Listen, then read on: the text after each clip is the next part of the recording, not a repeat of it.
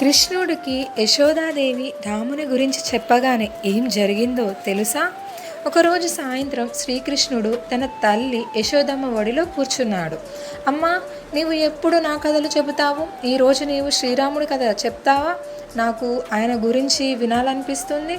వెంటనే యశోద మనసులో అనుకుంటుంది, కృష్ణ, నీవే రాముడివి అని కొందరు మునులు చెప్తుంటారు, కానీ ఓసారి విను, శ్రీరాముని జీవితం ఎంత గొప్పదో అని యశోదమ్మ కథ మొదలు పెడుతూ ఉంటుంది. అయోధ్య పట్టణంలో దశరథ మహారాజు అనే మహానుభావుడు ఉండేవాడు. ఆయనకు 4 కుమారులు, రాముడు, లక్ష్మణుడు, భరతుడు, శత్రుఘ్నుడు. అందులో పెద్దవాడు రాముడు, ధర్మపరుడు, శాంత స్వభావుడు, భక్తి పరిపూర్ణుడు. రాముడు సీతామాతను వివాహం చేసుకున్నాడు. కానీ ఆయన్ని తన తల్లి కైకేయి మాటలు విని అరణ్యంలోకి పంపింది. రాముడు 14 ఏళ్ళు అడవిలో వాసం చేశాడు.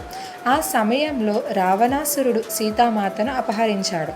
అప్పుడు రాముడు వానర సైన్యం సహాయంతో రావణుడిని సంహరించి సీతను తిరిగి తెచ్చాడు అని యశోదమ్మ కథ చెప్తుండగా శ్రీకృష్ణుడు నిద్రలోకి జారుకున్నాడు.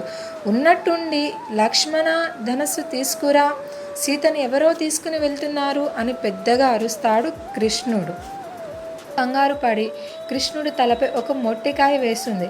కృష్ణుడు వెంటనే నవ్వి ఏమీ తెలియనట్లు మళ్ళీ నిద్రలోకి జారుకుంటాడు. అలా ఆయన అవతారాన్ని ఆయనే మర్చిపోతాడు.